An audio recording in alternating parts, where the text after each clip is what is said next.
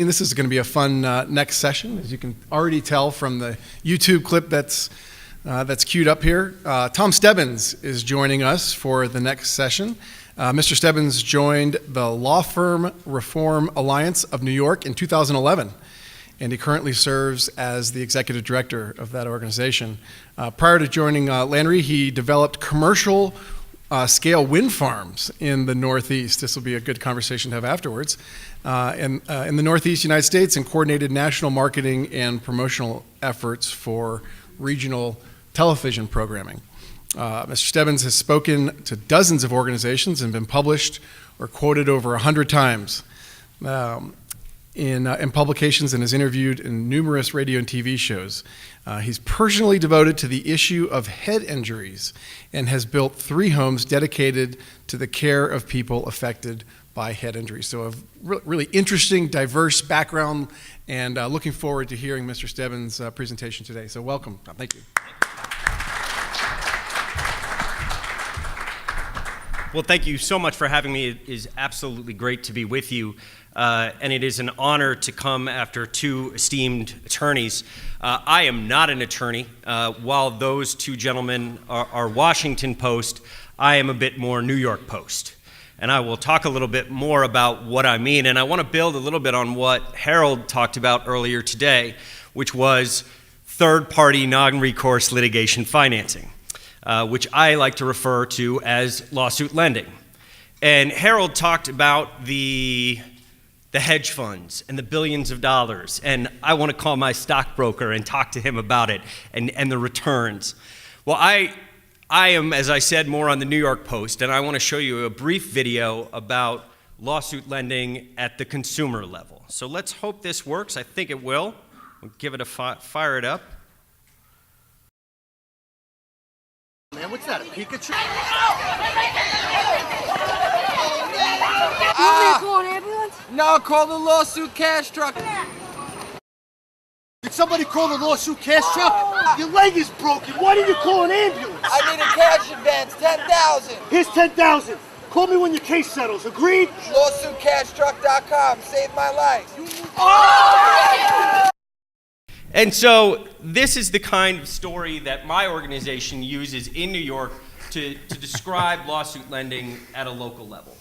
Now, lawsuit lending, the kind of thing that Harold is involved in, that's at a much higher level. That is your major class actions, your multi-district litigation.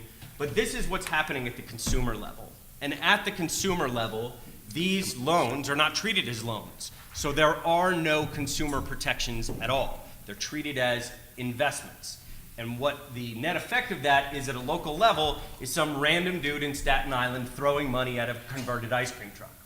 And those are the kinds of stories that I'm going to talk to you a little bit about today because I think they're important. And they help my organization show to other legislators, look, you have a guy in Staten Island guaranteeing $5,000 for your lawsuit driving around. So what are people going to do? They're going to find a lawsuit to get that $5,000. Where the lawsuit comes from, that's not really important. But the legislators know it will likely be against one of their constituents, somebody local, a business leader, an employer in their area. So, my organization, who are we and what do we do? Well, we are somewhat an association of associations. So the Chamber of Commerce here runs the civil justice reform effort. In New York State, it is a collection of a number of organizations. It started with folks like the Farm Bureau, the Manufacturers Association, the obstetricians and gynecologists, and has grown to a number of organizations across the state. We really are an association of associations. And we've done this, and what I'm going to talk about today is the challenge that we have in New York is our legislature. And I'm going to talk about how we use press and media and grassroots and the intersection between those 2 things to enact change. Other speakers will talk about the judicial branch and the executive branch, but really what I want to talk to you about today is the grassroots, the stories that I think help codify these issues for legislators and for the public at large. So it starts with membership. We have different tiers of membership for our organizations, associations, grassroots, and corporate. We have 3 different types. And it started with big books of 20 pages, 30 pages, and then we got it kind of down to 1 page, and now we're much more sophisticated in what we do with our annual reports and have kind of built this out over the years. So we really are the youngest, believe it or not, legal reform organization, although I think Pennsylvania, they just launched a group, and that's part of the reason I think New York is in the place that they are, and the reason why Leland and Herald referenced New York so many times as a terrible place to do business. We do a session recap for our members as well. But what I want to talk to you today, about today is the grassroots and how getting stories from regular people is so critically important. There is not a lot of sympathy out there for Pfizer. There's not a lot of sympathy out there for GE or whomever, but there is a lot of sympathy for Joe's Tire and Auto. There's a lot of sympathy for a local house cleaning business, and those are the kinds of stories we try to focus on, not just the big business stories. We do a newsletter every week. When we started out, I wondered, could we do a crazy lawsuit in our newsletter each week? We get about 4 or 5. We actually have to call them down. And I will tell you, for the most part, the crazier the better. The more risque the better. People click on things that are a little off color, shall we say. And there's a lot of lawsuits that and you can go to our website and I'll talk to you about some of those stories today. And then, of course, that translates to Lobby Day. We capture those folks that do that clicking, that are interested in those stories, and we get them to Albany, the state capital of New York, to lobby on these issues. So we get well over 100 people to lobby on our issues, and that's really, I think, the key for us, getting the transfer between the media and the grassroots to the actual lobbying. Because hacks like me can lobby all I want, but it's until they see somebody that comes in their office that isn't necessarily in a suit. And that may happen more often in Helena than it happens in New York City, or in Albany, but you need regular people communicating how they are affected by the litigation environment, and that's what we really focus on. And we do that in large part through speaking engagements. I speak to anybody, Rotary clubs, big businesses, small business. I do a lot of work on that front. We do events to get people involved. Some of them more complicated, like asbestos litigation, and those are more for our professional members. And then we have our annual meeting, and our annual meeting this year the feature keynote was Lenore Skenazy. And for those of you who don't know, Lenore runs an organization called Free Range Kids. And originally what Free Range Kids was about was people were getting arrested because they let their children walk to school, because they would let their children walk to the library. The kinds of things that most of us in this room did growing up all the time. I used to be essentially thrown out of the house at sunrise and expected to come back at sundown, and where I was in between, my mother just figured it was okay. But now people are calling the police when they see children unattended. And Lenore's group was one of the people, and I think that shows how encompassing this can be. So one of Lenore's first cases, and one of the things she first worked on, was somebody who had taken a picture of their baby, their newborn baby, not realizing that may subject them to child pornography laws. Now, most everybody here has a picture of their newborn baby's bare bottom. That's a normal thing, and yet she found that people were getting arrested for this kinds of things. So we try to expand it beyond just an injured party being sued by a business to much more, how is our regulatory environment, how is our legal environment making it difficult to be free, making it difficult to engage in the kinds of activities that many of us did while we were growing up. And so we piss a lot of people off. our annual meeting was actually protested. We had billboards running around saying how we were cutting corners on worker safety, and I think they were surprised when me and my board members went out and took selfies in front of the billboards, and how actually pleased all of the attendees at my annual meeting were that there were protests. And this is actually a picture of what we used to call the wall of hate in my office. This is all the hate mail that I have received. And it is now the hall of hate. It fills up the whole room. And all of this is not done by regular people. This is done by personal injury lawyers. Every single one of those letters of hate mail is written by a personal injury lawyer. And many times, one of the best examples, I think, was a person who identified themselves as Andrew Finkelstein Newberg, concerned citizen. Well, Andrew Finkelstein is one of the most powerful personal injury lawyers and never disclosed in the letter that he wrote to the editor of the Journal News, which is the Hudson Valley's major newspaper, never disclosed that he was the principal of the largest law firm in the Hudson Valley. He never did. And I'll tell you another story. I was on television talking about this and about this letter I had just received from Andrew Finkelstein. And it cuts to commercial. He said, "We'll be right back." And the advertisement on TV was for Andrew Finkelstein, whose slogan, and I kid you not, is, "It's only your fault if you don't call us." Which I think really goes to the source of all of this, is that people are not taking responsibility. And when they want to take responsibility, they want other people to take responsibility. And that's what Lenore talked about, and that's what oftentimes is hitting our members. It turns out that if you slip on the ground, and this is a true case, in Buffalo, we have a member who is a restaurant owner, and he was sued on a slip and fall case for somebody who was wearing 4-inch heels in February in Buffalo. Now, you guys think you get a lot of snow here, and you do, but you have nothing on Buffalo, New York, I swear to you. It is almost always the snowiest, iciest place in the United States. And when he gets sued for this, he knows that they have a plow service, that they shovel it, that they're diligent about this, and he says to his insurer, I want to take this to court. Because, not for nothing, but they had had a couple of drinks before she slipped and fell on the parking lot in the restaurant in her 4-inch heels.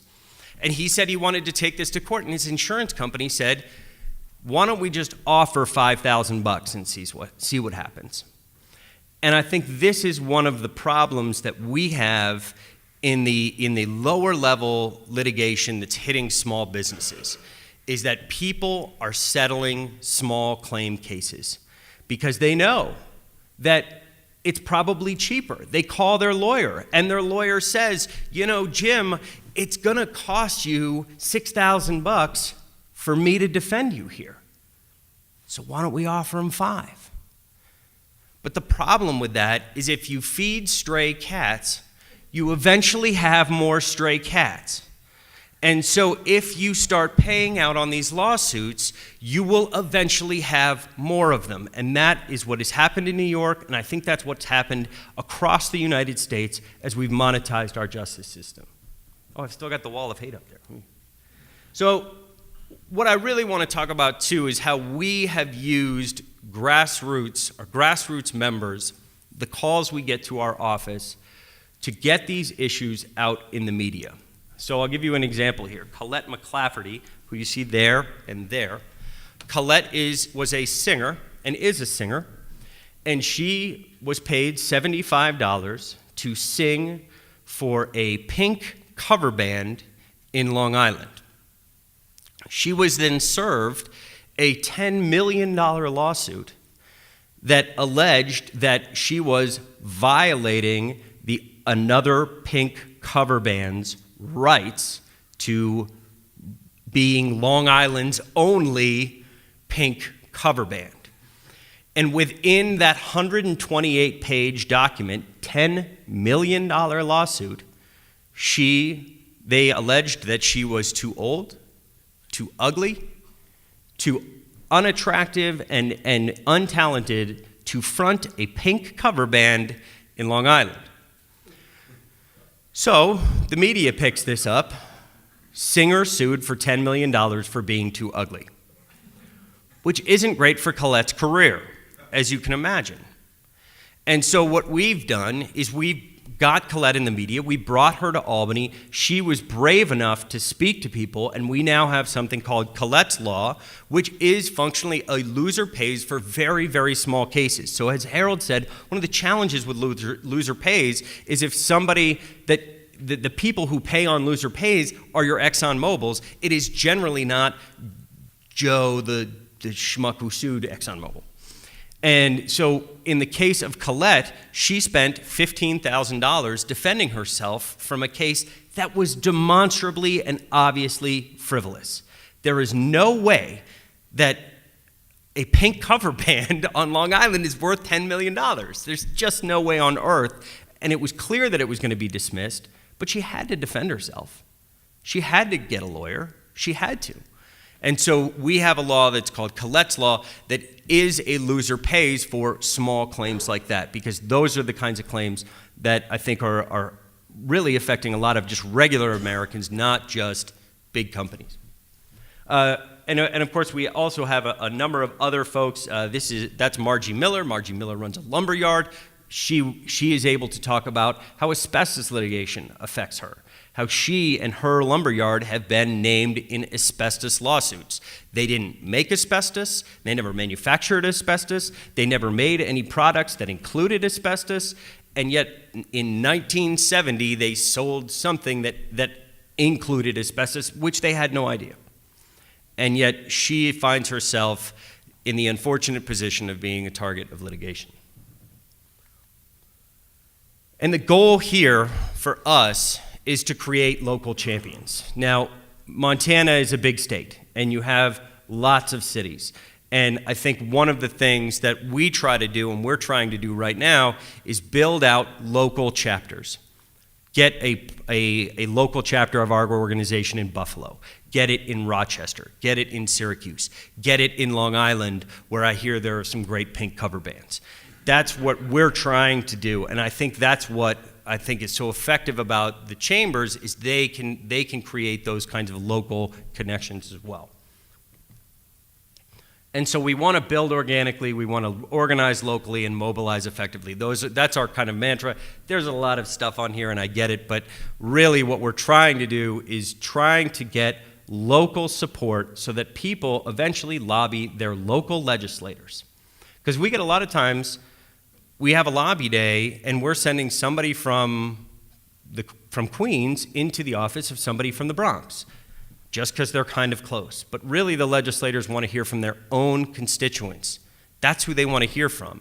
And so what we try to do is find those constituents, build it out so that we can mobilize effectively at the local level. I had a legislator tell me once that we had a local person in their office in Rochester. And he said, I have not had somebody in my district office for 2 weeks. And yet in Albany, I get about 15 people come in a day. I do about 15 meetings a day. But in Rochester, which is a pretty big city, had not seen anybody for 2 weeks. We spent 2 hours with that legislator talking about those issues. That legislator is now carrying a primary bill for us and is a sponsor and is a champion because we had that time at the local level. So we do a lot of traditional media as well. We started out with letters to the editor, moved to independent commentary, to radio and TV, and now we are, I like to think, a go-to source. We started out, this was the letter that actually got me the hate mail from Andrew Finkelstein from the Lower Hudson Valley. And then we are able to progress that to being in the New York Times. So you have to kind of build small and start up, and that's really what we've done. And then now we've got media calling us. Now, for those of you who don't know, Sheldon Silver, who this article is about, Sheldon Silver was the head of the New York State Assembly, the Speaker of the New York State Assembly, who was also of counsel of Weitz and Luxembourg, the largest asbestos litigation firm in New York. He was getting $750,000 a year, and he had never appeared in court. He had never appeared on any court documents, and he had nobody who said that he was a client. And yet, this law firm was paying him $750,000 a year. Now, I would say that generally, you don't get $750,000 a year for doing nothing. And he was doing something. And that was being the Speaker of the New York State Assembly. And so I went out in the media and said, that is a political contribution masked as income.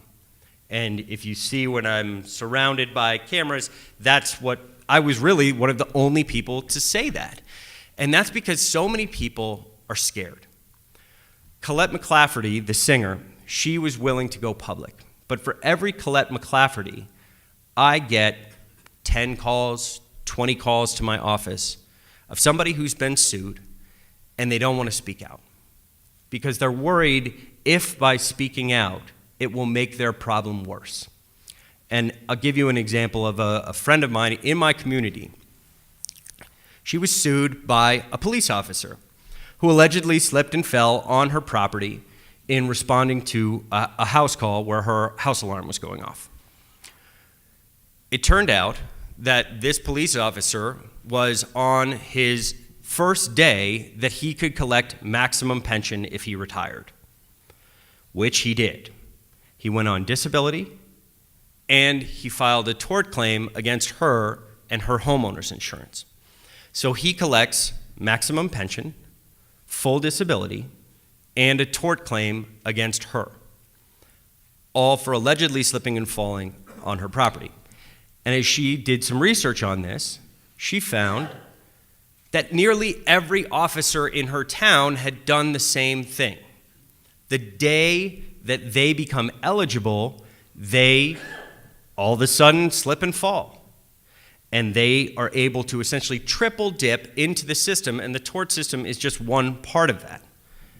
And I said, you need to come on the media. You need to talk about this, because we've seen this before. We've seen it from firefighters. We've seen it from other folks like that, other responders. And don't get me wrong, I'm a wonderful supporter of first responders, but when every single officer is claiming this on the day that they're eligible for it, something is fishy. And she said to me, do you think I'm going to take on the police in my own town? And it truly blew me away that here we had somebody who's being abused by the legal system that could not actually go to the police, or because it was the police, in fact, that were engaging in the abuse.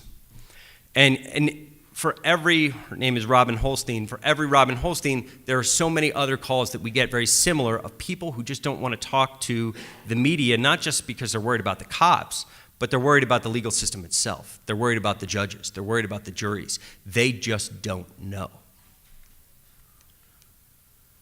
And so I think, as I started out, I said I'm more New York Post, and Herald and Leland are more Washington Post, but we have been able to go much more to the New York Times and larger organizations. As we've been telling these stories, more and more entities have wanted to hear about them. More and more press have wanted to hear about them. And so that then leads the press to actually doing their own investigation. And we found out about the lawsuit cash truck because the New York Post saw it, and we were the first call that they made. And that then helps us talk about lawsuit lending, talk about some of the things that Herald was talking about. And the New York Post then did an article on, and this was 2018, they did an article about New York City's legal costs. And Leland talked about some of the climate change lawsuits, but the study that was done as part of this showed that New York City spends more on lawsuits and litigation than the next 19 largest U.S. cities combined. More than the city spends on parks, libraries, and senior care combined. And that's the kind of information that we, my organization, we're 3 people. We could not get that information. We don't have that kind of research. We don't have that kind of firepower. But by engaging the media through stories, we've been able to get the media to do the job of assessing how lawsuits and litigation are affecting everyday people.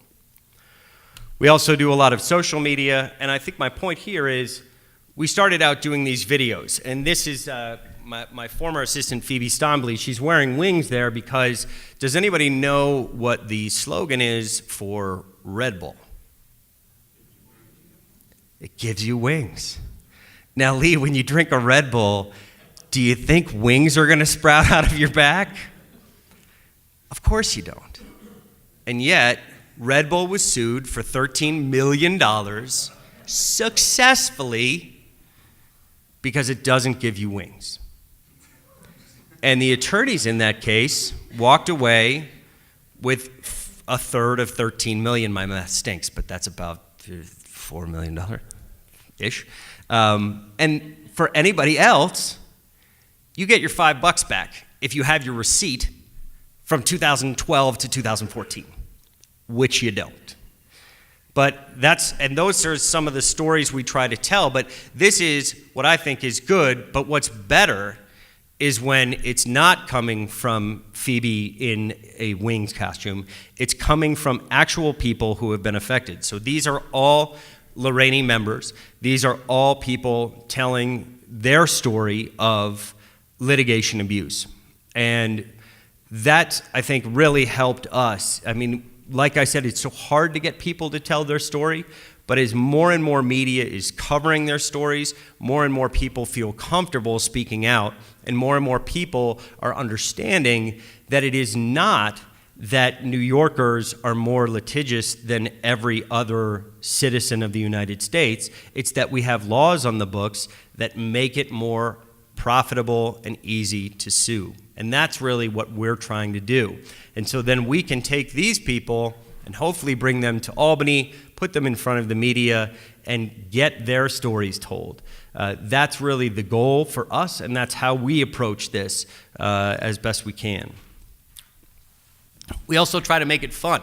If you guys go to our Facebook page, you can do a frivolous lawsuit generator.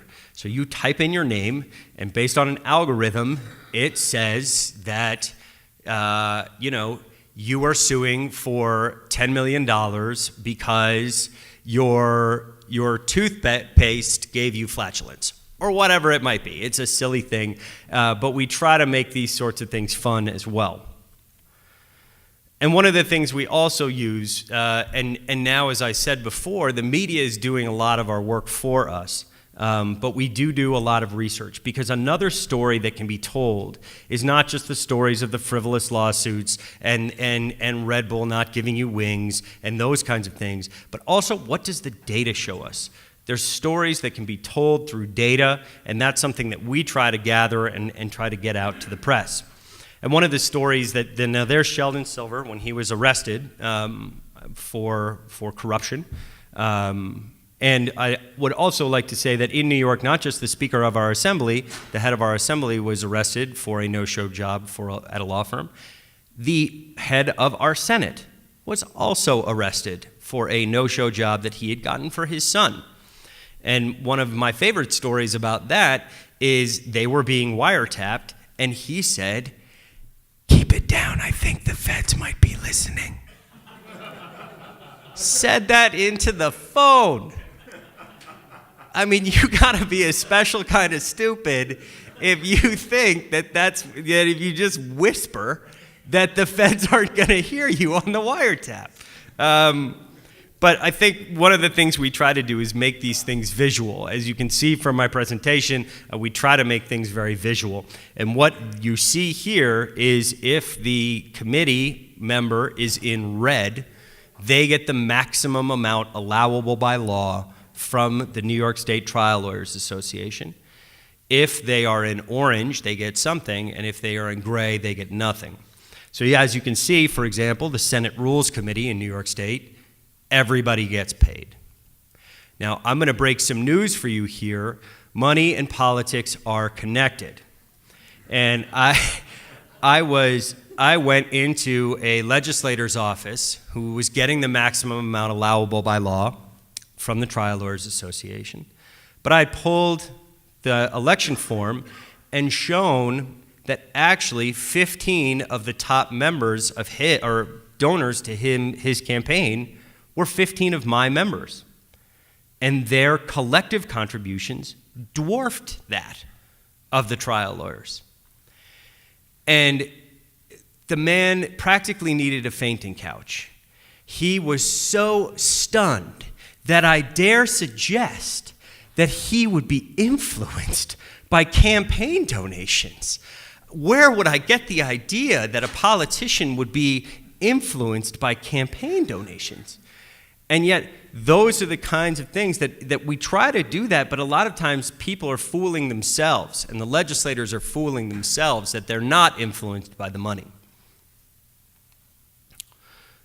So when we first started, we had also done a study into how much upstate municipalities paid for lawsuits and litigation, and that was over $1 billion a year. And again, that's a way we can tell stories with data. So just a quick recap, we work on membership to be sustainable. We work on grassroots to get local champions. We work on our media to get support from the media on these issues. We use social media to build awareness, and we use research to build understanding. And all of this is done through engagement. And that's engagement through people like you. That is engagement through regular people. I can go up and shout in front of cameras all day long, but when a regular person, and I'm sorry to say that I guess I'm not a regular person, I am a registered lobbyist, which makes me feel like I want to take a shower, because as was introduced, I used to build wind farms and work for Antiques Roadshow. So my experience is not as a lobbyist, but you need these local people. And actually, is anybody familiar with the Antiques Roadshow? I assume you get that here in Helena. The reason I talk about stories and I think are so important is that on the Antiques Roadshow, we would have something that was $50,000 and the person bought it at an auction and they paid $40,000 for it. That's not a good story. The good story is I found this in my attic and it was underneath my kids' hockey equipment. And that's $50,000. That's the good story. Those are the things that people remember. They don't remember somebody buying something for $40,000 and selling it for $50,000. They remember them buying it at a church auction or something like that. Those are the stories that stick. So I would say support your local Chamber of Commerce. They're an important way to do all 5 of those things. And I having worked with Bridger and the team here, it's been a real pleasure. And volunteer. Volunteer to be part of the lobby day. Volunteer to be part of the solution that the Montana Chamber of Commerce is going for. And share your story. You know, my story is, as when I was introduced, I used to build wind farms. And the way I got into this is I had wind farms all across the Northeast, Pennsylvania, New York, Maryland, Maine. And the insurance costs on my New York projects were 5 times more than the insurance costs on my projects in Pennsylvania, my projects in Maryland. And I discovered it was the liability laws of New York that were driving that. And that's the story that I was able to tell. And that's the stories, those are the kinds of stories that I encourage you all to tell, because you have those stories. You might not think that your insurance costs are a good story, but legislators in Helena don't often hear them. And so I would encourage you to share them. And that's all for me. So I want to thank you all for having me. I have lots more stories if you ever want to hear them. And it's really been a pleasure. So I guess now I'll take any questions that you might have.